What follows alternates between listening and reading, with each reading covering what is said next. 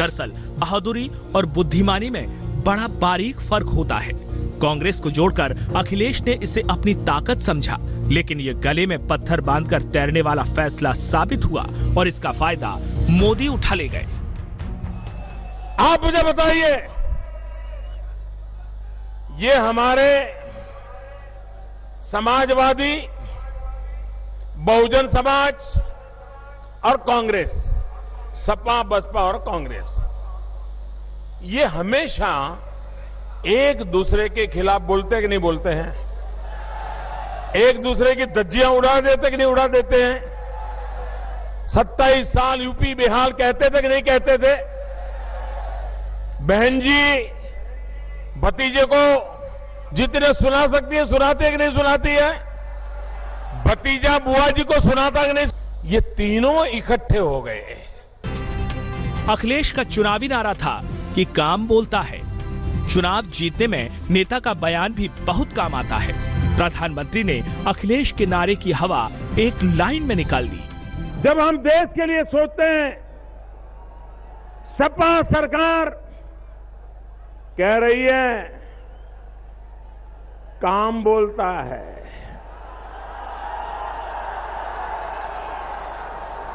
मैं जरा पूछना चाहता हूं, काम बोलता है कि कारनामा बोलता है?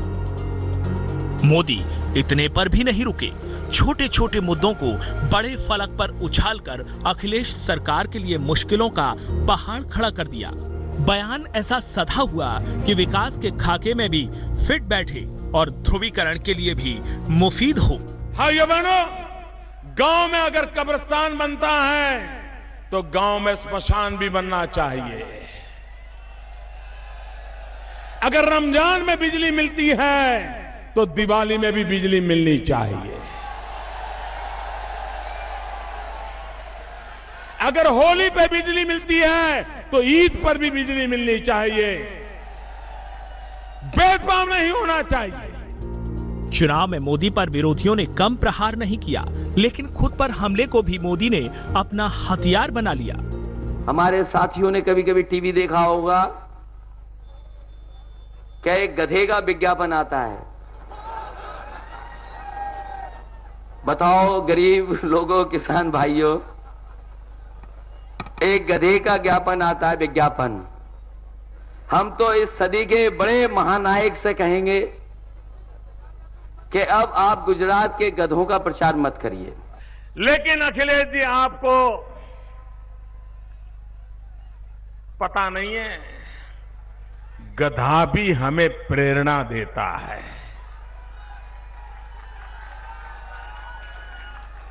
गधा भी हमें प्रेरणा देता है।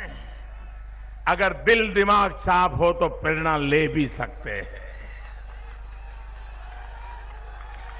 गधा अपने मालिक पे वफादार होता है। गधा अपना मालिक जितना काम ले उतना करता है और कम से कम खर्चे वाला होता है। कम से कम खर्चे वाला होता है। भाइयों बहनों, गधा कितना ही बीमार हो, कितना ही खाली पेट हो, कितना ही थका हुआ हो, लेकिन मालिक अगर उस पर से काम लेता है तो सहन करता हुआ भी अपने मालिक का दिया काम पूरा करके रहता है।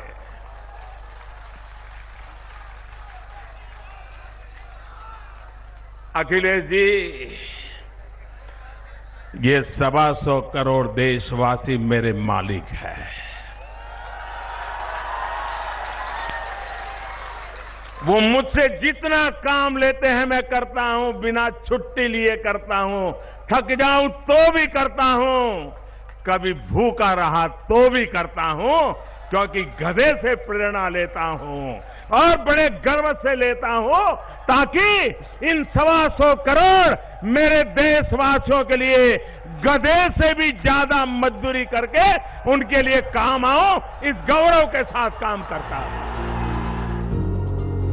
ये सब चल ही रहा था, लेकिन आखिरी फेज तक आते आते मोदी ने 100 सुनार के जवाब में एक लोहार वाला दांव चल दिया। काशी में 3 दिन तक टिककर मोदी ने न सिर्फ मतदाताओं से अपने जुड़ाव पर मुहर लगा दी, बल्कि अपने कार्यकर्ताओं में ये भरोसा भरने में कामयाब हो गए कि उनके लिए लखनऊ का रास्ता काशी और पूर्वांचल से होकर जाता है, लिहाजा 100% जीत जरूरी है। और आप लोगों ने मुझे जो चलता था वैसा ही चलाने के लिए भेजा है क्या? वैसा ही चलाने के लिए भेजा है क्या? ठीक ठाक करने के लिए भेजा है कि नहीं भेजा है? अरे मां गंगा ने भेजा है तो कुछ दमदम के साथ भेजा है ना। और इसलिए भाइयों बहनों, इस धरती ने मुझे जो ताकत दी है, जिसमें ईमानदारी भरी पड़ी है, मैं उसे करके रहूंगा, मैं कहना चाहता हूं। 2014 में जब मैं यहां बनारस आया चुनाव लड़ने के लिए, आप में से लोग शायद मेरा नाम जानते होंगे, कभी टीवी पर चेहरा देखा होगा, लेकिन आप लोगों ने मुझे जो प्यार दिया, एक बार भी मैं चुनाव प्रचार नहीं कर पाया था, सिर्फ नामांकन भरने आया था, उसके बावजूद भी बनास के लोगों ने मुझे जितना प्यार दिया, मैं कभी भूल नहीं सकता भाई। मोदी ने जीत के लिए उछाला गया एक भी पत्थर बेकार नहीं जाने दिया। मोदी ने करीब 3 हफ्ते का वक्त प्रदेश में दिया और इस दौरान 24 रैलियां की, जबकि अपने संसदीय क्षेत्र वाराणसी में 3 रोड शो। मोदी ने 4 जनवरी को मेरठ से रैली की शुरुआत की थी। इस दौरान पीएम ने अलीगढ़, गाजियाबाद, बिजनौर, बदायूं, लखीमपुर खीरी, कन्नौज, हरदोई, बाराबंकी, फतेहपुर, उरई, इलाहाबाद, गोंडा, बहराइच, बस्ती और मऊ की रैलियों को संबोधित किया। प्रधानमंत्री ने सर्वाधिक 5 रैलियां अवध क्षेत्र में खीरी, हरदोई, बाराबंकी, गोंडा और बहराइच में की हैं। पीएम मोदी ने 3 मार्च को मिर्जापुर, 4 मार्च को जौनपुर में रैली और वाराणसी में रोड शो और जनसभा को संबोधित किया, जबकि 5 मार्च और 6 मार्च को वाराणसी और रोहनिया में रैली और रोड शो किया। 7वें चरण में मोदी ने अपने संसदीय क्षेत्र में 3 दिन से ज्यादा डटे रहकर बतौर प्रधानमंत्री चुनावी दौर में सर्वाधिक समय देने का रिकॉर्ड बनाया और इन रैलियों से भरोसा ऐसा जगा कि बीच चुनाव में मोदी ने अपनी जीत का ऐलान कर दिया। अब तक जितना चुनाव हुआ है, भारतीय जनता पार्टी को भारी समर्थन मिला है, भारतीय जनता पार्टी के साथियों को भारी समर्थन मिला है। ये आखिरी चरण में भी अभूतपूर्व विजय दिलाइए।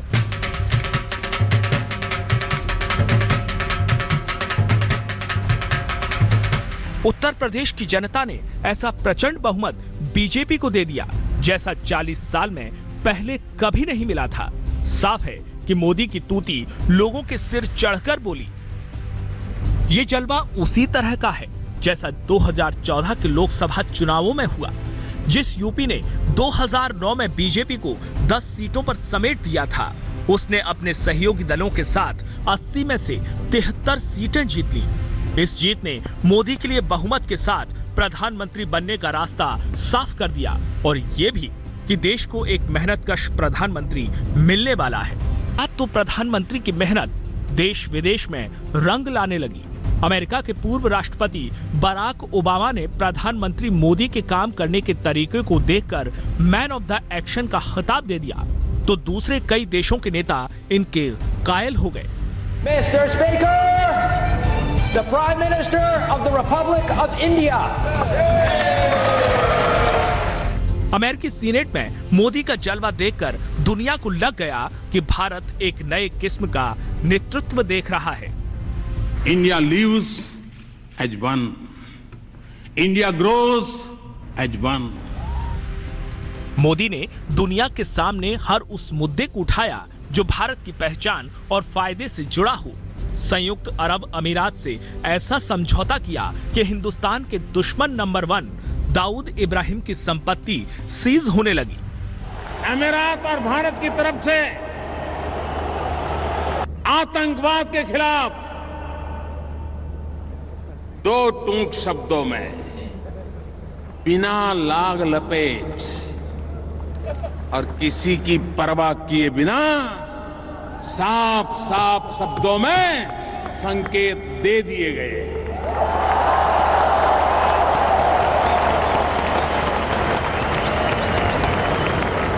आतंकवाद के खिलाफ एकता का स्वर आज इस धरती से उठा है। मैं इसे बहुत अहम मानता हूं। और इतना ही नहीं, समझने वाले समझ जाएंगे। दूसरी तरफ देसी पिच पर भी मोदी ने शानदार पारी खेली। इनका विश्वास लोगों के दिलो दिमाग में इस तरह भरता गया कि 2014 में बीजेपी ने हरियाणा और झारखंड में अपने दम पर सरकार बनाई, तो महाराष्ट्र में पहली बार बीजेपी की अगुवाई में सरकार बनी। जम्मू कश्मीर में पीडीपी के साथ बीजेपी ने पहली बार सत्ता का स्वाद चखा, लेकिन 2015 में शुरुआत में दिल्ली और आखिर में बिहार में बीजेपी का सियासी दांव फेल कर गया। लेकिन 2016 के शुरू में ही असम की जीत से मोदी का सिक्का चल निकला। मोदी ने हिंदुस्तानी मानस की ब्रेन मैपिंग बहुत अच्छी तरह से कर ली, इसलिए वो जो भी फैसला लेते रहे उसे सीधे जनहित से जोड़ दिया। चाहे जनधन की योजना हो या मेक, और यूपी चुनाव से कुछ समय पहले प्रधानमंत्री नरेंद्र मोदी ने दो कड़े कदम उठाए। एक पाकिस्तानी कब्जे वाले कश्मीर में सर्जिकल स्ट्राइक का और दूसरा नोटबंदी का। को लगता था कि नोटबंदी का फैसला सरकार को भारी पड़ सकता है, लेकिन जब तीसरी तिमाही में जीडीपी 7% को छूने लगी तो प्रधानमंत्री ने मौका देख इसे बड़ा सियासी मुद्दा बना दिया। भाइयों बहनों, देश ने देख लिया हार्डवेयर वालों की सोच क्या होती है, हार्ड वर्क वालों की सोच क्या होती है। ये देश ने देख लिया। एक तरफ वो विद्वानों की जमात है जो हार्डवेयर का, जो हार्वर्ड यूनिवर्सिटी के नाम पर बात करते हैं, एक और गरीब मां का बेटा है जो हार्डवर्क के द्वारा देश की अर्थनीति बदलने पर लगा हुआ है। भाई, यूपी के चुनाव नतीजों ने बता दिया कि मोदी के हार्ड वर्क पर सबसे बड़े राज्य के लोगों ने कितना जबरदस्त भरोसा किया।